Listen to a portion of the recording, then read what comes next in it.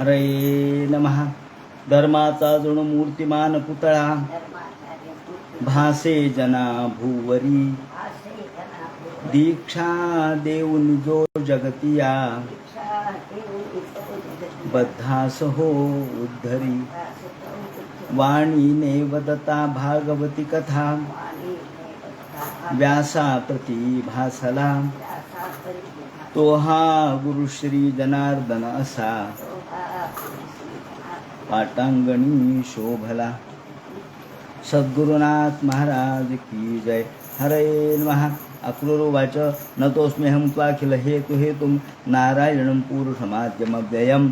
यथाभिजातादरविन्दकोशात् ब्रह्मा विरासीत यतेष लोकः. भगवान वेदव्यास वर्णन करून सांगू लागले. शुकाचार्य राजा परीक्षितीला सांगतात आणि सूत शौनकादिकाचा संवाद चाललेला आहे. याप्रमाणे मागील 3-4 दिवसामध्ये तांत्रिक आंतरजालीय व्यत्यय आल्यामुळं किंवा ते बंद केल्यामुळं आपल्याला ऑनलाईन प्रत्यक्ष आभासी स्वरूपामध्ये हे भागवत ऐकता आलं नाही. त्याबद्दल मी आपली क्षमा मागतो आणि त्याचे व्हिडिओ मात्र आपण केलेले आहेत, ते यथावकाश आपल्याला मिळतील. कालच्या चिंतनामध्ये आपण बघितलं की भगवान गोपालकृष्ण बलराम यांच्यासह अक्रूर हे निघाले. त्यांनी यमुनेमध्ये स्नान केलं आणि त्या ठिकाणी भगवंतांनी त्यांना आपलं जे व्यापक स्वरूप, जे स्वरूप म्हणजे ज्याचं विवरण सगळ्या प्रकारचे ब्रह्मादिक देव करतात, असं भगवंताचं वैकुंठामधलं दर्शन घडवलं आणि भगवंतांनी स्वतःची जी षड्गुणैश्वर्य संपन्नता आहे ती या ठिकाणी दाखवली. त्यानंतर अक्रूराने भगवंताची स्तुती केलेली आहे. ती स्तुती पूर्ण एक अध्यायामध्ये केलेली आहे. त्यानंतर भगवान आणि सर्व या ठिकाणी अक्रूरासह वर्तमान आणि बलरामदादासह मथुरेमध्ये आलेले आहेत. मथुरेत आल्याबरोबर अक्रूराने भगवंताला विनंती केली, देवा आपण मथुरेमध्ये माझ्या घरी यावं. माझ्या घरी येऊन मग तुम्ही या निवासस्थानी जा. परंतु भगवंतांनी सांगितलं नाही, आधी मी माझं काम करणार आहे. माझं काम केल्यानंतर मग मी तुमच्याकडे येईन. काम म्हणजे कोणतं? अहो कंसवध एवढं काम. हे झाल्यानंतर मी तुमच्याकडे येईल असं आश्वासन दिलं. अक्रूराने नमस्कार केला आणि तो कंस महाराजाकडे गेला. कंस महाराजाला अक्रूराने सांगितलं, महाराज कृष्ण बलरामाला तुम्ही म्हटल्याप्रमाणे मी आणलेलं आहे. त्यांना ज्या ठिकाणी उतरायची सोय केलेली होती, निवास व्यवस्था केलेली होती, तिकडे गोपालकृष्ण आणि बलराम दादा गेले आणि तिथे निवास व्यवस्थेमध्ये गेल्यानंतर त्यांनी भगवंताला इकडे सोडल्यानंतर कंसाला आनंद झाला की बरं झालं, योग्य काम झालं आणि अक्रूर आपल्या घरी गेले. शुकाचार्य म्हणतात, परीक्षिते याप्रमाणे भगवान हे आपल्या निवासस्थानी गेले, जिथे राहायला जागा दिली होती तिथे गेले. तोपर्यंत तिथे गोकुळामधले त्यांचे मित्र आलेले होते. सगळे गोपाळ, सगळे मित्र, साथीदार, स्नेह संबंधित सगळे आलेले होते. भगवंतानी बलरामदादासह या सगळ्या गोपाळांना घेतलं आणि चला रे म्हणे आपण ही नगरी काय ती बघू. अहो हे खेड्यामध्ये आलेले राहिलेले पोरं आणि ही मोठी नगरी होती, फार राजधानीचं शहर होतं. त्या शहराचं आकर्षण फार असतं.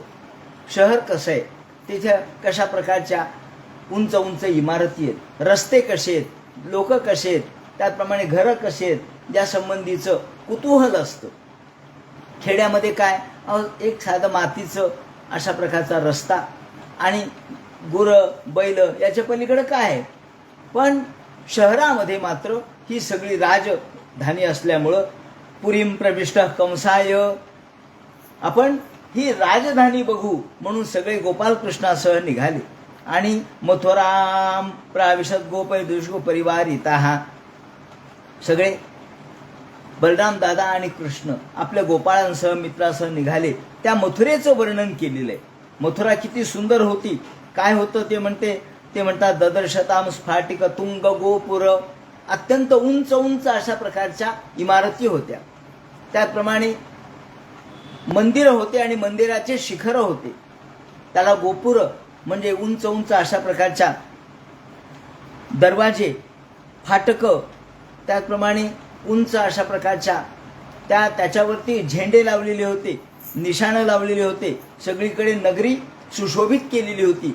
अहो, या ठिकाणी यज्ञ समारंभ करणारे राजा म्हटल्यानंतर या पूर्ण नगरीला सुशोभित केलेलं होतं. त्याचप्रमाणे स्फटिक मण्याचे गोपुर, प्रधान दरवाजे, मुख्य दरवाजा हा कशाचा होता तर स्फटिक मण्याचा होता. गोपुर म्हणजे मुख्य दरवाजा, आतमध्ये प्रवेश करायचा. जसं बीडमध्ये सुद्धा जुन्या काळामध्ये 4 बाजूला 4 दरवाजे होते, वेशी होत्या. रात्रीचं वेळेला हे बंद केलं की कोणी प्रवेश करू शकत नव्हता.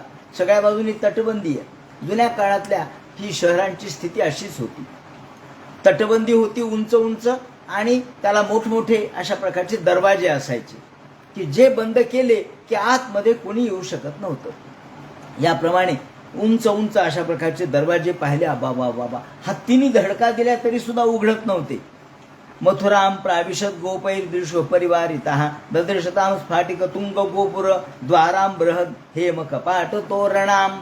आणि सोन्याचे तोरण लावलेले होते. साधे काय कपडाचे किंवा एखाद्या कागदाचे तोरण नव्हते, तर हेम कपाट तोरणाम, सोन्याचे उंच उंच अशा प्रकारचे तोरण बाहेर दरवाजाला लावलेले होते. नगराच्या चारी बाजूनी तांब्या आणि पितळाचे हे सगळे भिंती बनवलेल्या होत्या. म्हणजे ज्याला आपण तटबंदी म्हणतो, ती दगडाची नव्हती, विटांची नव्हती. कशाची होती हो म्हणले? तांब आणि पितळ हे वापरून सगळी तटबंदी तयार केलेली होती, ज्यामुळे ती अभेद्य होती. याप्रमाणे मुद्यान रम्योपवन शोभिताम, उद्यान आपण विवरण केलेलं आहे. उद्यान म्हणजे काय, वन म्हणजे काय, त्याचप्रमाणे उपवन म्हणजे काय. फुलांचं केवळ फुलं, केवळ फळं, ज्या ठिकाणी केवळ फळांचेच झाड, फक्त फुलांचेच झाड, त्याचप्रमाणे फक्त झाडी सगळीकडं आणि जल क्रीडा करण्यासाठी जागा, अशा प्रकारचे उद्यान होते, उपवन होते आणि वन होते. सौवर्ण शृंगांक हर्म्य निष्कुटैही, ज्याप्रमाणे सुंदर अशा प्रकारचे रमणीय उद्यान आणि त्या ठिकाणी स्नान करण्यासाठी, जलक्रीडा करण्यासाठी जागा होत्या. बगीचे होते, त्याचप्रमाणे बाग बगीचे, विश्रांती स्थान हे होते. वैदुर्य, हिरे आणि स्फटिक यांच्या त्या ठिकाणी चबुतरे त्यांनी बनवलेले होते, पायऱ्या त्यांनी बनवलेल्या होत्या. त्याचप्रमाणे प्रत्येक ठिकठिकाणी फुलांचे गजरे लावलेले होते, फुलांच्या माळा लावलेल्या होत्या आणि सर्वत्र प्रत्येक घराघरामध्ये सुगंध येत होता. का? चंदनाचे सडे पूर्ण रस्त्यावर टाकलेले होते आणि प्रत्येकीच्या घरामध्ये, प्रत्येक स्त्रीच्या घरामध्ये, प्रत्येक सांसारिक माणसाच्या घरामध्ये हे दधी अक्षत हे टाकलेलं होतं. का? एक शुभ चिन्ह म्हणून. प्रत्येक दाराच्या समोर केळीचे स्तंभ उभे केलेले होते. त्याचप्रमाणे त्या ठिकाणी कलश, पूर्ण कलश भरून ठेवलेले होते. दिवे लावलेले होते. आताच आपण दिवाळी साजरी करत नाही, त्यावेळेला सुद्धा दिवाळी साजरी केलेली आहे. सगळीकडे दीपावली भीही असं म्हटलेलं आहे. त्याप्रमाणे सगळीकडे दिवे लावलेले होते. प्रसून दीपावली भी सपल्लवैही, सगळीकडे दिव्यांच्या माळा लावलेल्या. सगळे गोपाळ म्हणू लागले, कृष्णा काय नगरी हो, काय सुंदर आहे हो. वरती वरती वरती पाहू लागले. जितके उंच उंच पाहावं तितके उंच इमारती होत्याच. त्यांच्या टोप्या खाली पडू लागल्या. द्रष्टुम समीयो स्मृता पुरस्त्रियो. आणि गोपाल कृष्ण आणि बलराम दादा रस्त्याने निघाले.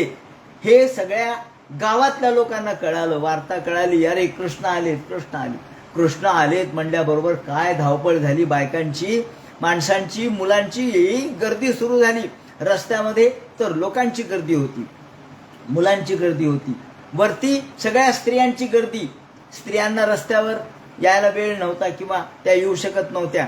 त्या उंच उंच अशा प्रकारच्या माड्या उड्यावर कृष्णाकडे पाहण्यासाठी धडपड सुरू झाली. अहो कृष्ण निघालेत, चाललेत, कुठून आहे? तुमच्या रस्त्यावरून आलेत, माझ्या रस्त्यावरून आलेत, हे काय चौकात आहेत, असं सगळ्या बोलू लागल्या. आणि बोलता बोलता हरम्याणीचे रूप उत्सुका, हरम्याणी उंच उंच माड्या हुड्यावर उभे राहिले, सज्जात उभे राहिल्या आणि बघू लागल्या, कुठे हो, कुठे हो कृष्ण, कुठे? आता यांची स्थिती भागवतकारांनी मोठं सुंदर विवरण केलंय की कृत एक पत्र श्रवण एक नूपुरा. काय गडबड झाली या सगळ्या स्त्रियांची. अहो या स्त्रिया इतक्या घाईघाईमध्ये निघाल्या की कुणी एका डोळ्यात काजळ घातलं, दुसऱ्या डोळ्यात काजळ घालायचं तसंच राहिलं की पळाली. एक कानामध्ये बुगडी घातली, दुसरी घालायची राहिली. एकीने नथ अर्धवटच घातली की निघाली. कुणी आपल्या बाळाला पाजत होत्या, त्या बाळाला टाकून तशाच निघाल्या. अहो बाळाला तर बरोबर घ्यायचं ना, तर तशाच निघाल्या. स्वपत्नी उत्थाय निशम्यने स्वनम्म. आणि कुणी कुणी स्नान करत होत्या, नाहत होत्या, तर तशाच नाहता नाहता निघाल्या, ओले त्या वस्त्रांनी निघाल्या. आणि ते म्हणतात कुणी आपल्या कानामध्ये एकच डूल घातला, दुसरा घातलाच नाही. अष्टनंते एका अष्टनंते. कुणी जेवण करत होत्या, घास खात होत्या, अर्धवट घास तसाच ठेवला, अर्धा घास हातात घेऊन तशाच निघाल्या. अष्टनंते एका सदपासोत्सवा अभ्यजमाना कृतोपमज्जना. मज्जन म्हणजे स्नान, अर्धवटच स्नान करून निघाल्या. मनांशी तासामरविंद लोचना. भगवान गोपाल कृष्णाकडे पाहण्यासाठी जी गर्दी झाली आणि कोणाकडे पाहायला कोणालाच वेळ नव्हता. कुणी विस्त्रस्त वस्त्राभरणा, जे वस्त्र जिथं घालायचं ते न घालता उलटी साडी नेसल्या. उलट हो, त्याचप्रमाणे जे वस्त्र जिथं घालायचं ते न घालता दुसरंच वस्त्र घातलं. याप्रमाणे अंगावरचं वस्त्र उत्तरीय अंगावर न घेताच निघाल्या. कुणी उलटच उत्तरीय घेतलं, कुणी फक्त उत्तरीयच घातलं आणि निघाल्या. याप्रमाणे स्त्रियांची इतकी गडबड झाली की काय करावं काही कळेना. या ठिकाणी वर्णन त्यांनी केलेलं आहे की भगवान गोपाल कृष्णाच्या गडबडीमुळं, पाहण्याच्या दर्शनोत्सुकतेमुळं कोणाला आपण काय करायलो हे कळेना, इतक्या भ्रमामध्ये गेल्या, इतकी त्यांचा भ्रम झाला. कुणी कुणी म्हणतात की एक बाई लोणचं घालत होती म्हणे. लोणचं घालता घालता कृष्ण आलेत तिला कळालं. तिने ताबडतोब आपली मुलगी तिथं खेळत होती, त्या मुलीला बरोबर घ्यायच्या ऐवजी बरणीच बरोबर घेतली कडेला काखेला आणि निघाली. दुसरी बाई म्हणते, अहो काय हो म्हणले, तुम्ही काय घेऊन निघालात? म्हणले ही काय हरणी आहे? अहो हरणी नाही म्हणले, ही बरणी आहे. अशा पद्धतीने काय घ्यायला होतं आणि काय नाही याचा त्यांना पत्ता लागेना. स्वपंत्य उत्थाय निशम्य निस्वनम. स्वपंत्य उत्थाय निशम्य निस्वनम प्रपायंत्योर्भ मपोह्य मातरहा.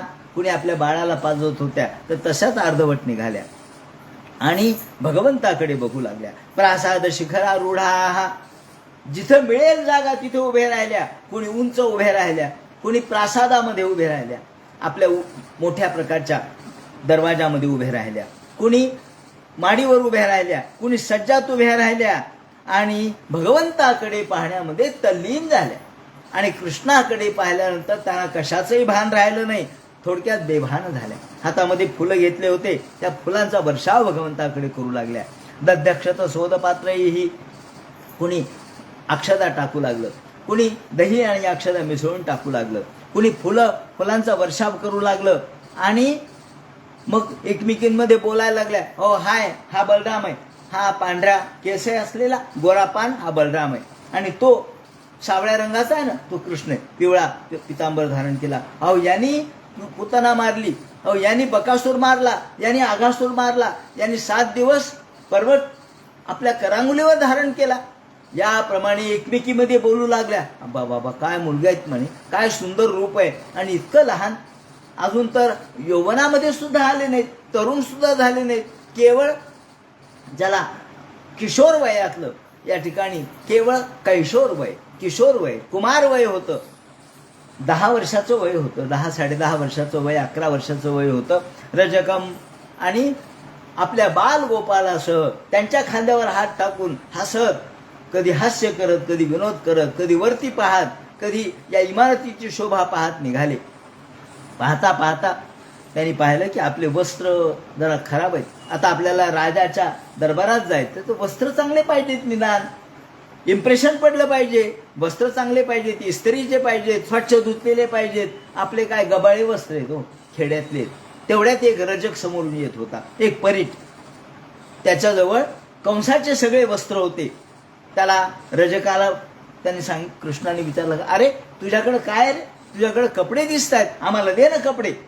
हे पाहिल्याबरोबर तो म्हणला, अरे खेड्याचं आलं येडं म्हणे, हे खेड्यामधून आलेले पोरं म्हणले, काय म्हणले तिकडं, काय समजलास तू, राजाचे कपडे थे आणि तू जर पुन्हा मागितले, राजाची गुप्तहेरी इथं उभे आहेत तर तुला ठोकून मोकळं करतील म्हणले, गावाच्या बाहेर हाकलतील, काय समजलास तू.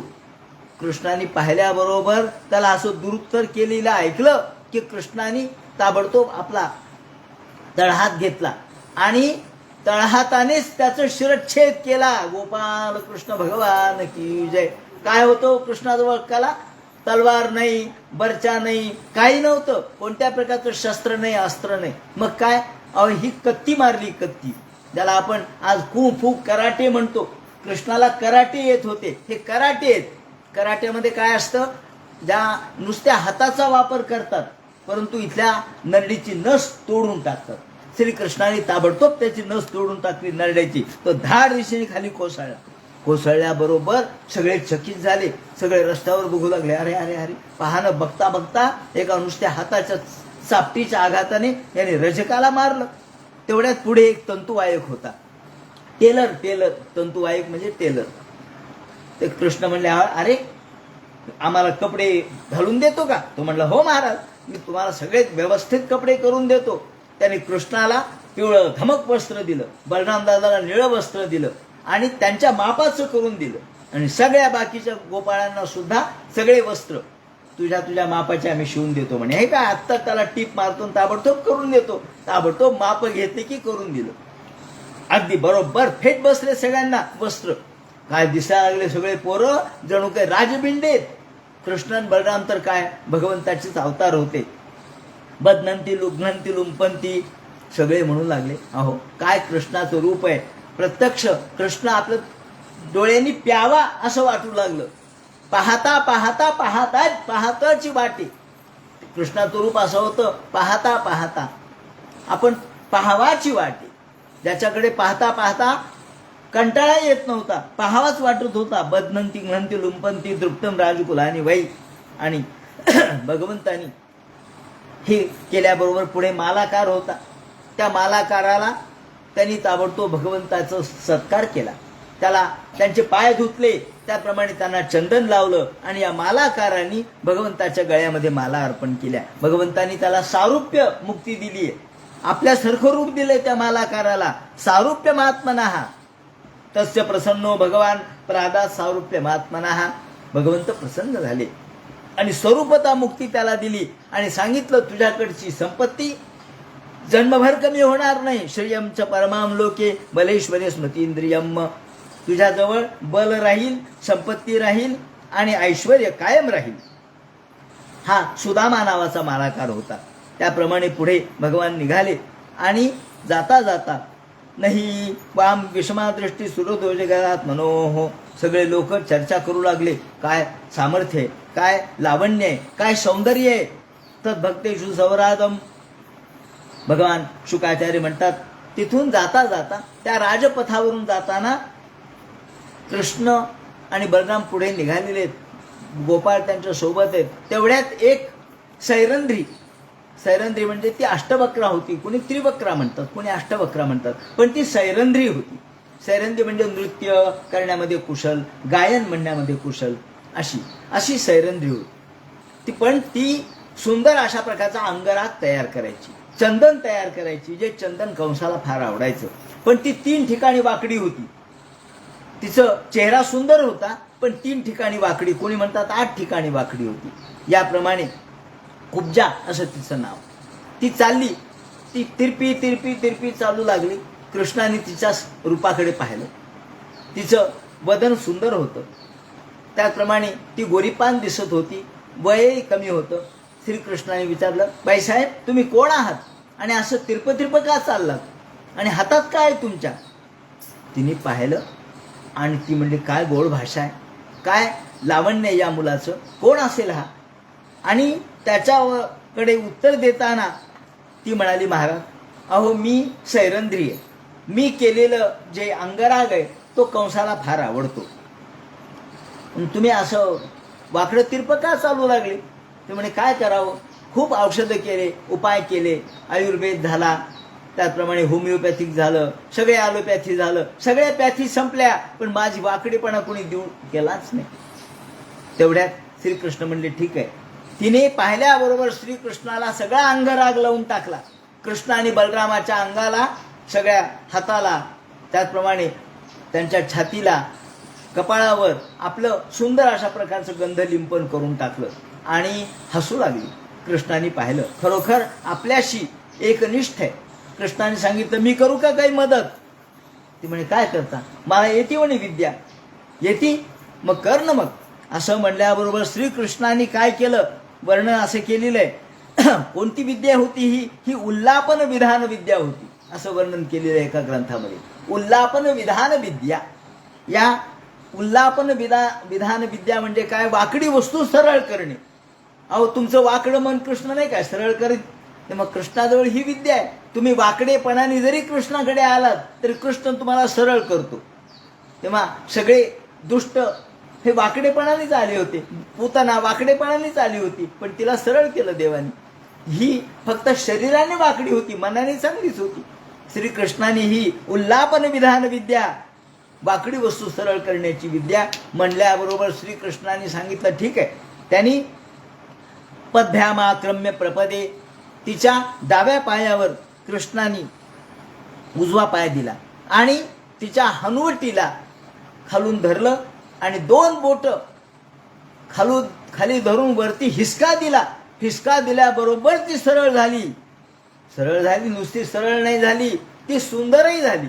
अहो लक्ष्मीसारखं रूप तिचं दिसू लागलं. यौवन संपन्न झाली. तिच्या अंगामध्ये भरदरी साडी सुद्धा आली. वर्णन त्यांनी केलंय भागवतकारांनी, मुकुंद स्पर्शनात सद्यो बभूव प्रमोदोत्तमा. अहो मुकुंद स्पर्शनात, देवाचा स्पर्श झाल्यावर ती वाईट राहील का हो? देवाचा स्पर्श झाल्यावर ती खराब राहील का? ती नवीन साडी तिच्या अंगावर आली, दागदागिने अंगावर आले, ती दिसायला सुंदर झाली, लक्ष्मीप्रमाणे दिसू लागली. तो रूप गुणोदार्य संपन्ना प्राह केशवाम. आणि ती बघू लागली, हा माझं रूप सगळं पालटलं, मी किती सुंदर दिसू लागले, तरुणा झाले, नवीन वस्त्र अंगावरती आलं, त्याचप्रमाणे लक्ष्मीसारखं सौंदर्य दिसू लागलं. आणि एकदम कृष्णाचा हात तिने धरला. कृष्णा, तुम्ही माझं मन मोहित केलंय, माझ्या घरी चला, माझ्या घरी चला म्हणून कृष्णाचा पदर धरला. कृष्ण म्हणाले, हे सैरंध्री, हे अष्टवक्रे त्रिवक्रे, तुझ्याकडे मी नक्की येईल. अहो तुझ्यासारख्या भक्ताकडे जायचं नाही तर कोणाकडे जायचं? तुमच्यासारखे भक्त हे रस्त्यामध्ये खरं लोकांचे आधार असतात. त्याप्रमाणे मी तुझ्याकडे येणार आहे, पण माझं काम झाल्यावर येणार आहे. काय काम आहे सांगितलं नाही. माझं काम झाल्यावर तुझ्याकडे येईल. तू तोपर्यंत जा, तुझं घर शुद्ध कर, स्वच्छ कर, रंगरंगोटी कर, मी येतो. तेवढ्यात ती मोठ्या आनंदाने घरी पळाली आणि घरी तिने घर स्वच्छ करायला सुरुवात केली. इकडे भगवान निघाले. तथा पौराण पृच्छमानो स्थान मच्युता. भगवंतानी पुढे पुढे पुढे जात जात राजगृहात प्रवेश केला. लोक त्यांच्याचकडे पाहत होते. राजगृहात प्रवेश केला तरी कोणाला काही वाटलं नाही. त्या ठिकाणी आता हे चतुर्दशीच्या निमित्ताने हा धनुर्याग होता, म्हणजे धनुष्याची पूजा वगैरे केलेली होती.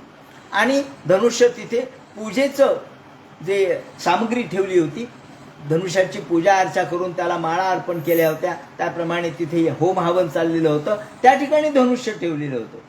भगवान गोपाल कृष्ण तिथे गेले. तिथे काही रक्षक उभे होते धनुष्याचं रक्षण करण्यासाठी.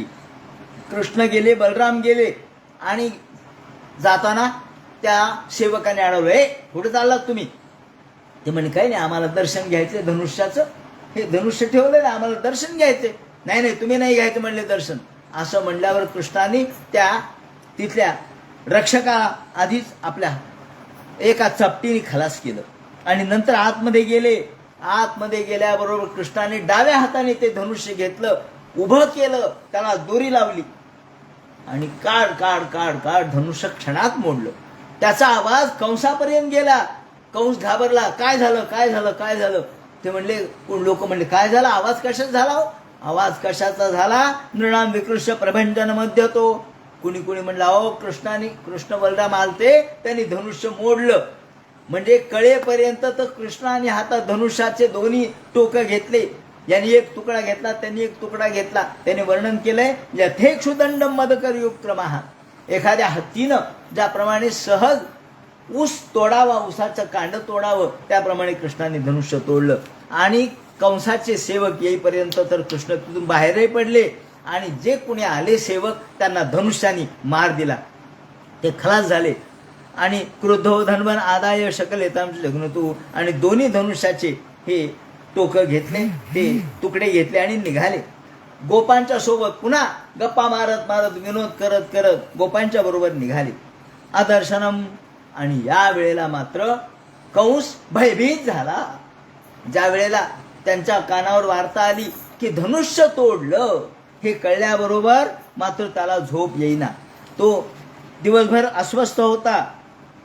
काय परिस्थिती झाली त्याचं वर्णन केलंय. दीर्घ प्रजागरो भीतो. त्याला रात्रभर झोप आली नाही.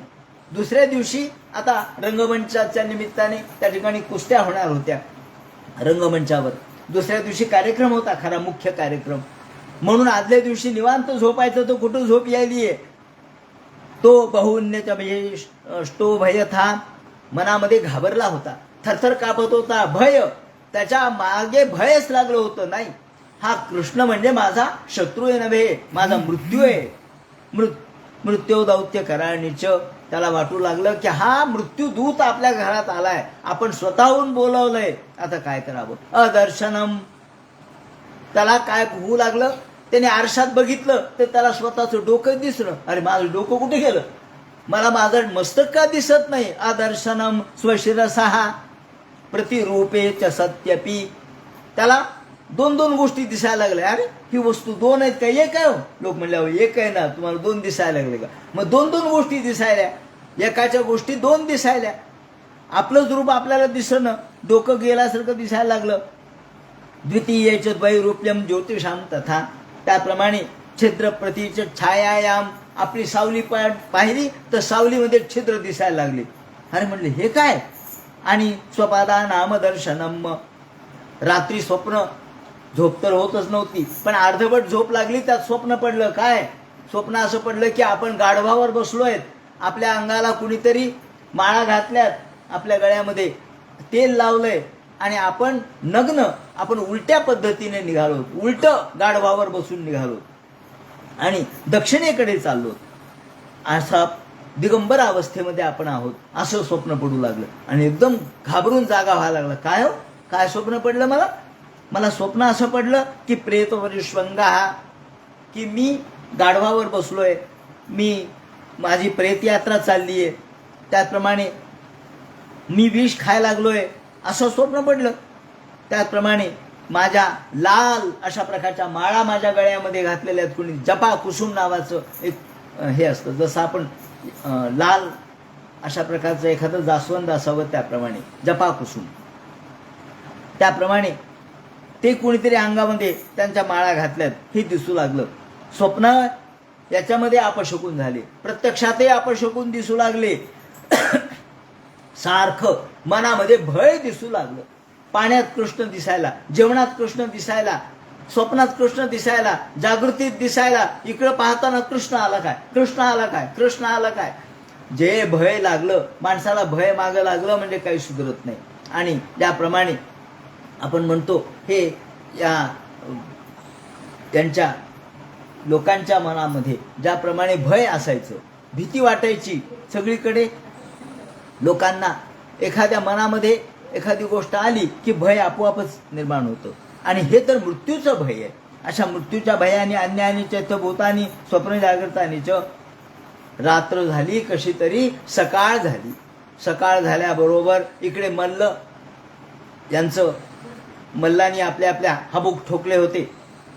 मल्लांनी हाबूक ठोकले होते, सगळे तयार झाले होते, मल्ल उभे होते, सगळ्यांनी अंगाला सगळ्या प्रकारच्या तेल लावलेलं होतं. आणि एक एक एक एक एक एक लोक येऊ लागले. लोकांची गर्दी होऊ लागली. त्या रंगमंचाच्या भोवती सगळे जमा झाले. तर गावाच्या बाहेरच्या सगळ्या लोकांना निमंत्रण दिले होते. निमंत्रण घेऊन लोक आले होते. कारयामास वै कंसो मल्ल क्रीडा महोत्सवम, कारयामास वै कंसो मल्ल क्रीडा महोत्सवम. या महोत्सव करायचा ठरवलेला होता. हा महोत्सव कशाचा? तर हा धनुर्याग होता. पण या निमित्ताने एक कुस्तीचं प्रदर्शन घडवायचं होतं. मंचालंकृता स्त्रीभी, मंचाला अलंकृत केलेलं होतं. सगळीकडे फुलांच्या माळा लावलेल्या होत्या, सगळीकडे लाईट लावलेल्या होत्या आणि त्या ठिकाणी ब्रह्मज्ञानी लोकांनी घोष केलेला होता. त्याप्रमाणे मंत्र यंत्र चाललेले आणि कंस उच्च आसनावर बसला. त्या ठिकाणी वाद्यमानेषु मोठमोठे वाद्य वाजवत होते, भेरी वाजवत होत्या, पणव वाजवत होते, गोमुख वाजवत होते. त्याप्रमाणे मोठमोठ्या ताशे, पिपाण्या, तुताऱ्या यांचं वाद्य चाललेलं होतं. चाणूर, मुष्टिक, शल, तोशल, कूट हे आपल्या अंगाला तेल लावून उभे होते. आणि त्या ठिकाणी आता आपण समोर कृष्णाला आल्याबरोबर ठार मारू म्हणून ठरवलं होतं. शुकाचार्य म्हणतात, परीक्षिते, भगवान गोपाल कृष्ण आणि बलराम दादा आपल्या गोपाळांसह तिथे आले. आल्याबरोबर त्यांनी आधी मंचामध्ये प्रवेश केला. मंचामध्ये खूप व्यवस्था होती. वेगवेगळ्या प्रकारचे द्वार होते. एक दार ओलांडलं, मग दुसऱ्या दारात आले. तिथं आल्याबरोबर तिथे एक मोठाच्या मोठा हत्ती उभा केला होता. उंच दरवाजा होता. त्या उंच दरवाजापाशी हत्ती उभा केला. यांनी ठरवलंच होतं, कृष्ण आले की हत्तीच्या पायाखाली त्याला द्यायचं. याप्रमाणे तो हत्ती समोर होता. काय बलदंड हत्ती होता. त्याला आधीच दारू पाजलेली होती, बेभान केलेलं होतं आणि माहूत त्याच्यावरती बसला होता त्याला टोचवत. श्रीकृष्ण आल्याबरोबर तो हत्ती मधोमध उभा होता त्या वेशीमध्ये, दारामध्ये.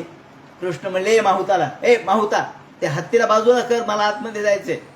आणि जर हत्तीला बाजूला केलं नाही तर तुझ्यासह हत्तीला यमसदनाला पाठवून देतो, रंगद्वारामध्ये मला जाऊ दे. असं ऐकल्याबरोबर ते म्हणले, काय रे? हत्तीला यांनी टोचवायला सुरुवात केली. ते म्हणतात, श्रीकृष्ण म्हणतात, नोचे सकुंजन स्वाद्य नयामी यमसाधनम अंबष्ट मार्गन्नो देह पक्रमाचिरम. त्या याचं नाव अंबष्ट होतं. जो माहूत होता त्याचं नाव अंबष्ट होतं. अंबष्ट मार्गन्नो देह पक्रमाचिरम. लवकरात लवकर मला मार्ग दे, चाल बाजूला हो. त्याला वाटलं याला काय घाबरायचे. त्यांनी त्या हत्तीला पुन्हा टोचवलं आणि याच्या कृष्णाच्या अंगावर घातलं. कृष्णाच्या अंगावर घातल्याबरोबर तो हत्ती आला कृष्णाच्या अंगावर आणि कृष्णाला त्यांनी आपल्या सोंडीत पकडलं.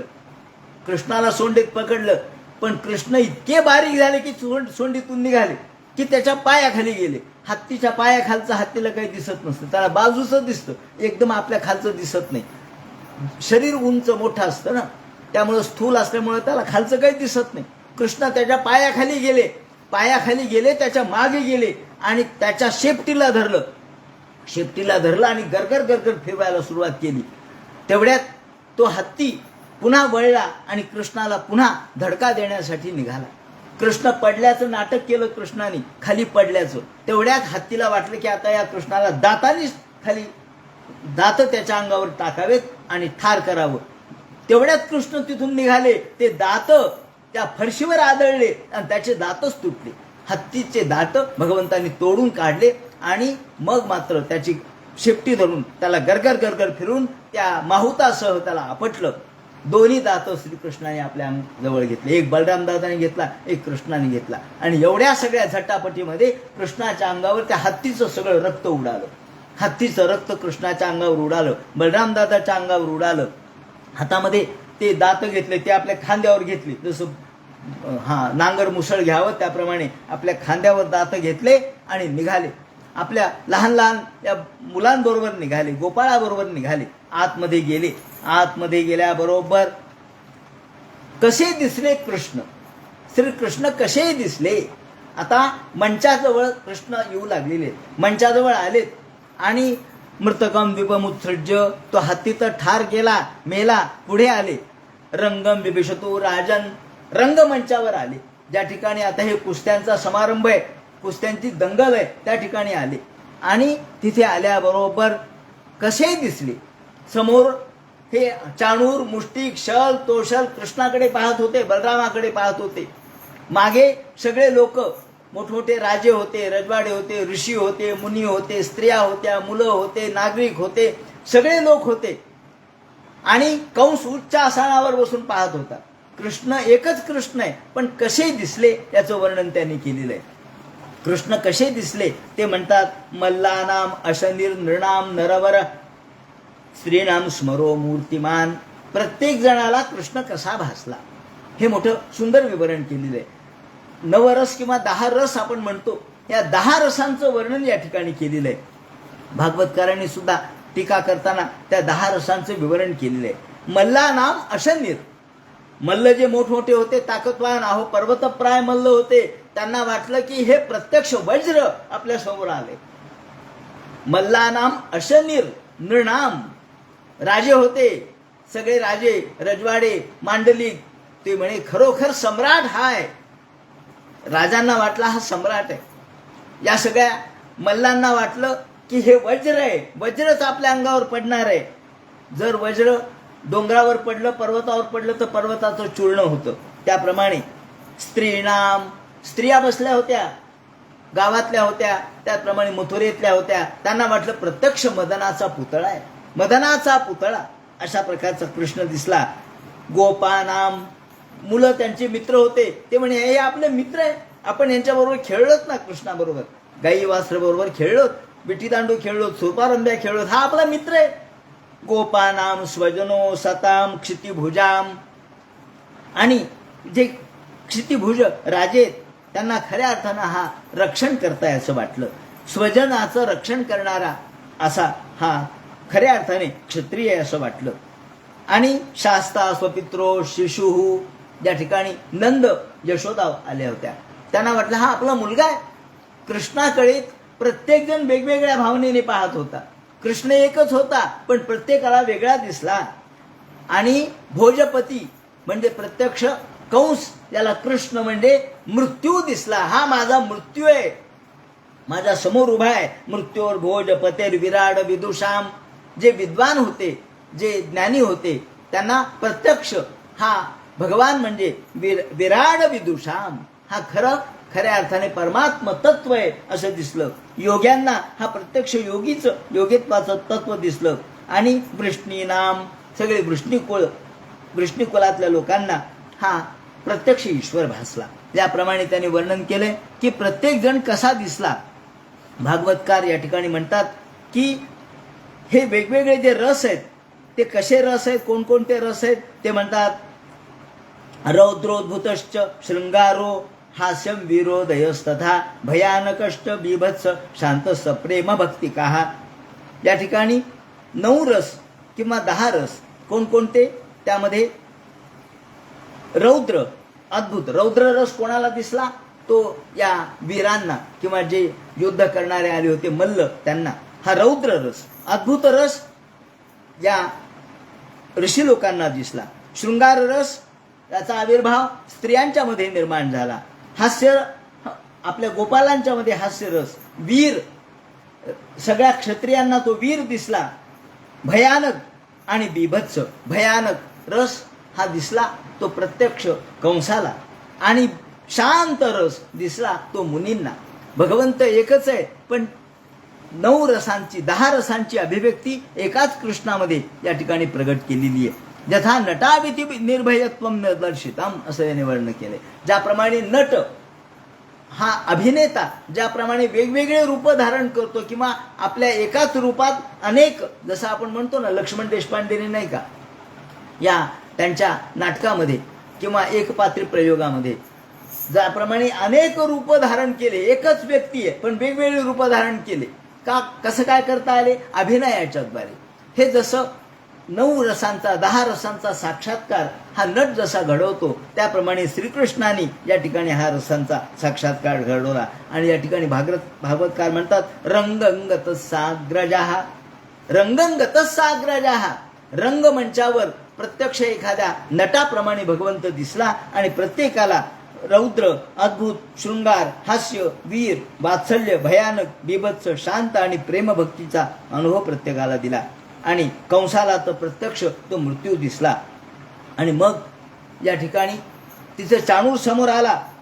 चाणूर आल्याबरोबर तो म्हणला, हे कृष्णा तू माझ्याबरोबर युद्ध कर आणि हा मुष्टिक बलराम दादा बरोबर करील. कृष्ण म्हणले, अरे तुमच्या बरोबर कसं काय?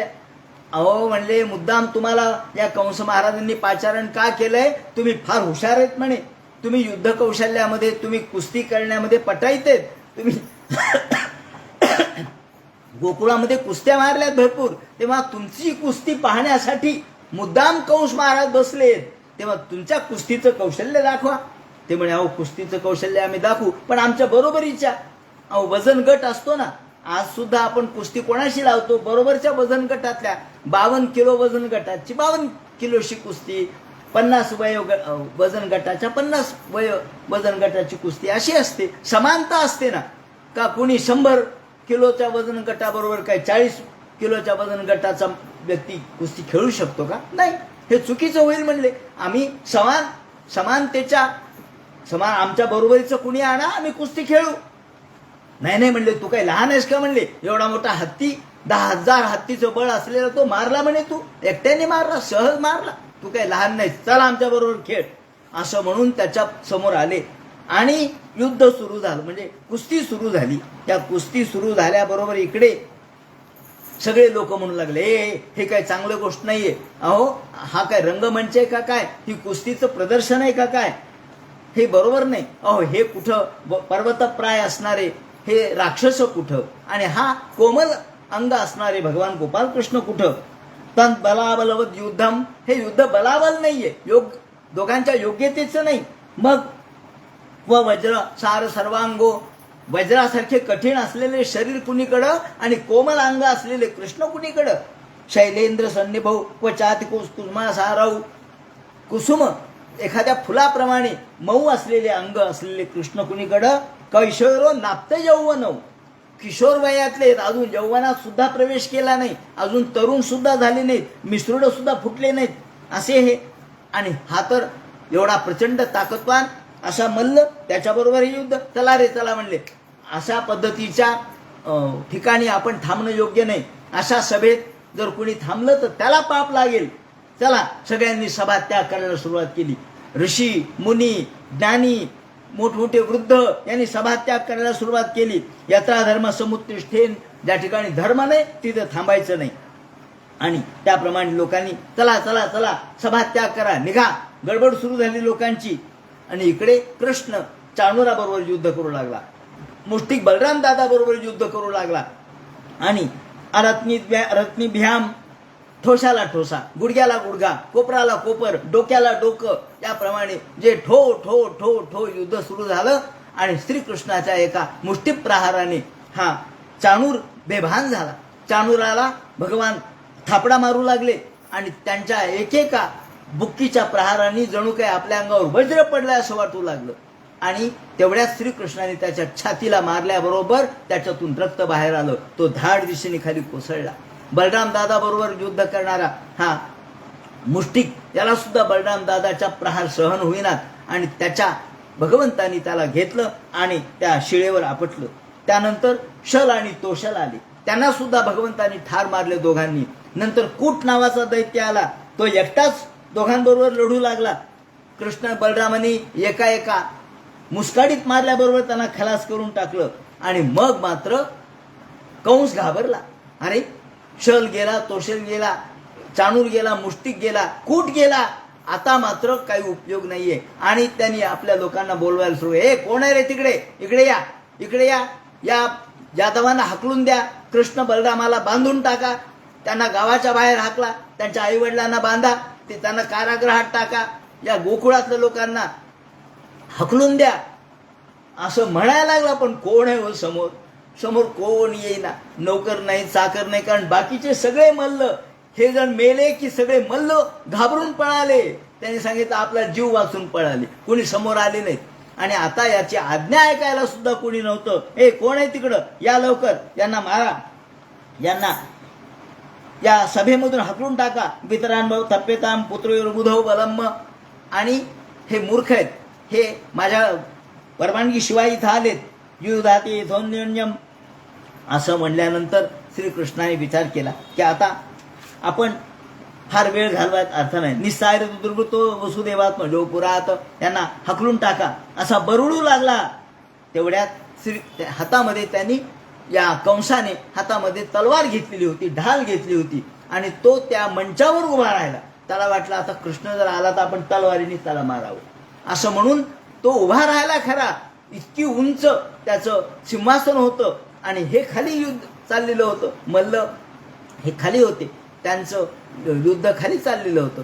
पण इतक्या उंच असणाऱ्या त्यांच्या सिंहासनावर भगवंताने एखाद्या शेन पक्षी म्हणजे ससाणा हा जसा ताबडतोब झेप घेतो त्याप्रमाणे श्रीकृष्णाने ससाण्याप्रमाणे झेप घेतली आणि हातामध्ये खड्ग घेतलं आणि ताबडतोब त्या कंसाचा वध केला. गोपाल कृष्ण भगवान की जय.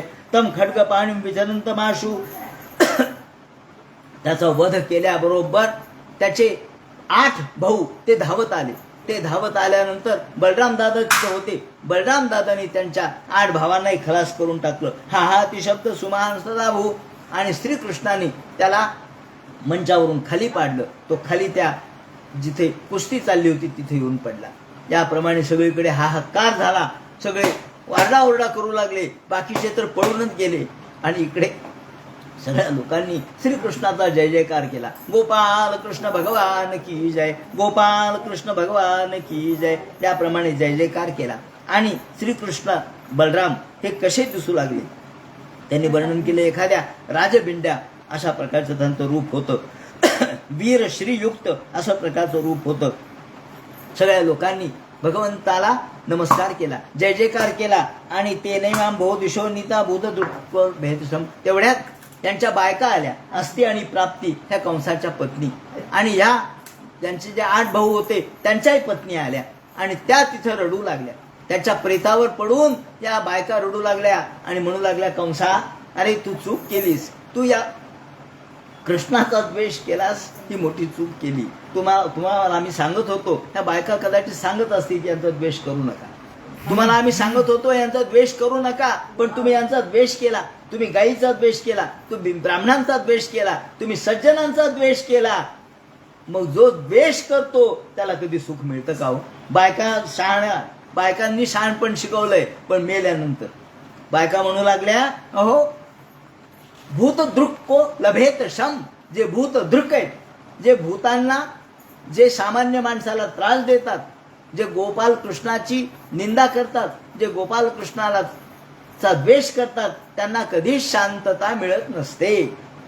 म्हणून ते म्हणतात भूतदृक् को लभेत शम. भूतदृक् जो आहे त्याला कधी शम मिळत नाही, म्हणजे शांतता अर्थात आनंद मिळत नाही. त्यांचं अंतःकरण कधी शांतीने भरू शकत नाही. त्याप्रमाणे त्या सगळ्या स्त्रिया आल्या. श्रीकृष्णाने मात्र कंसाला मारलं, तो वाईट होता. त्यांच्या भावाला ठार मारलं, परंतु बायकांना कृष्णाने समजावलं, त्यांचं सांत्वन केलं. बरं का, 11 वर्षाचं वय आहे, पण 11 वर्षाच्या वयात या बायकांचं सांत्वन केलं. तुम्ही रडू नका, तुम्ही जे झालं ते झालं, त्यांनी माझा द्वेष केला त्यामुळे मला त्यांना मारावं लागलं, तुम्ही आता रडू नका. कृष्णाने सर्वांचं सांत्वन केलं आणि तिथून ताबडतोब आता इथून कार्याला कशी सुरुवात केली पहा. कोणामध्ये अडकले नाहीत. कृष्णाचा जय जयकार सर्व लोकांनी केला. कृष्णाच्या पाया पडले असतील लोक, कृष्णाला थांबवलं असेल, त्यांची पूजा करायला थांबवलं असेल, कृष्ण थांबले नाही. ते म्हणाले नाही, मला आधी वसुदेव देवकीला बंधनात टाकलं होतं. कारण ज्या वेळेला नारदाने सांगितलं की या वसुदेवाला 8वा मुलगा झाला, त्यावेळेला यांनी याला बंधनात पुन्हा टाकलं होतं. त्या बंधनामधून सोडवण्यासाठी कृष्ण निघाले, त्यांना कारागृहातून मुक्त केलं. त्याप्रमाणे या कंसाचा जो पिता, त्याला या ठिकाणी राज्य दिलं आणि राज्याभिषेक केला.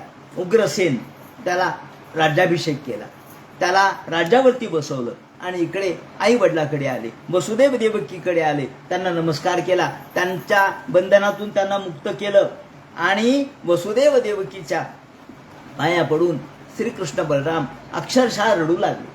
त्यांच्या डोळ्यातून घळघळ घळघळ धारा लागल्या. त्यांच्या पायावर त्याने आपल्या डोळ्यातल्या अश्रूंचा वर्षाव केला, धुवून टाकले असं म्हणा.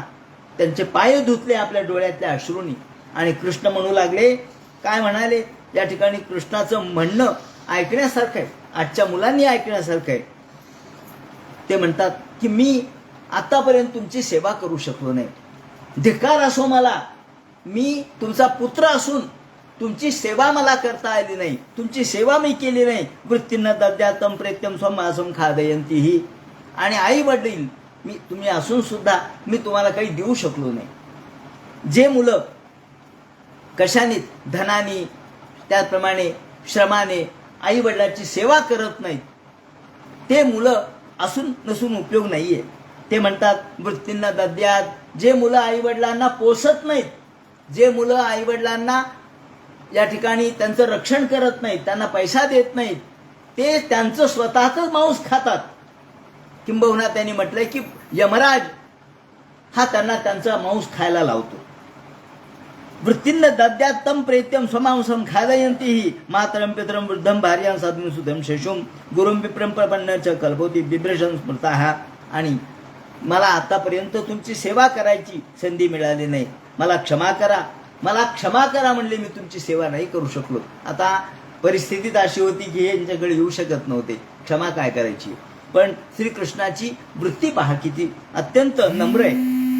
ते म्हणतात मी आतापर्यंत या कंसाच्या भीतीमुळं येऊ शकलो नाहीत, तुम्ही तिथे येऊ शकला नाहीत. मोघम येते व्यतिक्रांता, अहो माझे दिवस सगळे व्यर्थ गेले, आतापर्यंत माझं आयुष्य व्यर्थ गेलं, मी तुमची सेवा केली नाही.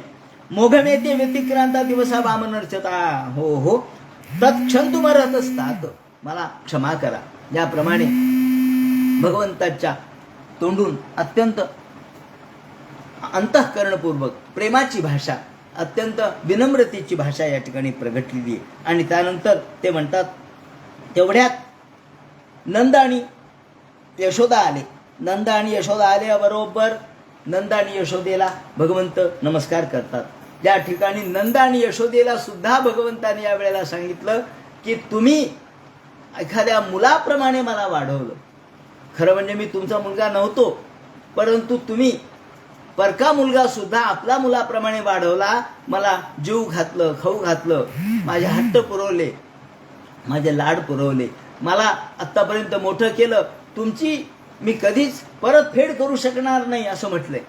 तुमची मी परतफेड करू शकणार नाही. अहो 100 जन्म घेतले तरी तुमची परतफेड करू शकणार नाही असं म्हणून भगवान गोपाल कृष्णांनी नंदाला देखील नमस्कार केला. त्याचप्रमाणे यशोदेला नमस्कार केला. आणि पितृभ्याम स्निग्धाभ्याम, तुम्ही माझे आई वडीलच आहात दुसरे असं म्हटले.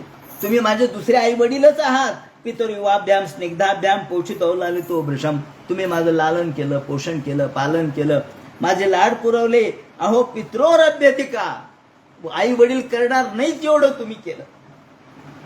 पितरो भ्यतिका प्रीता रात्म जयश्वान म्हणून.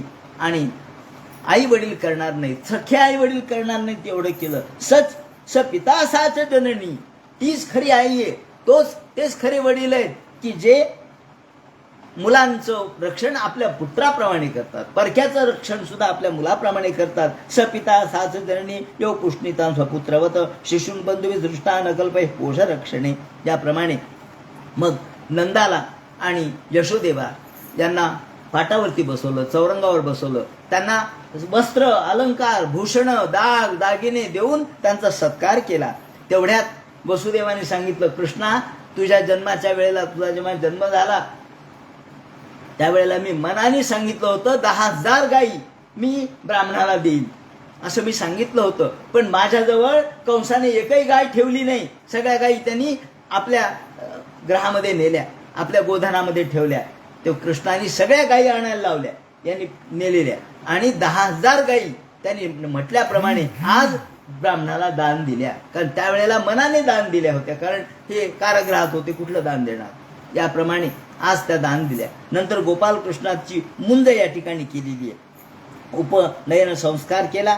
आणि उपनयन संस्कार केल्यानंतर मग गर्ग आचार्याला बोलावलं, गर्गाचार्याकडून उपनयन संस्कार केला. आणि त्यानंतर भगवान गोपालकृष्ण हे गुरुग्रही जायला निघाले. गुरुग्रही सांदीपनी नावाचे गुरु, अवंतिका नगरामध्ये राहणारे.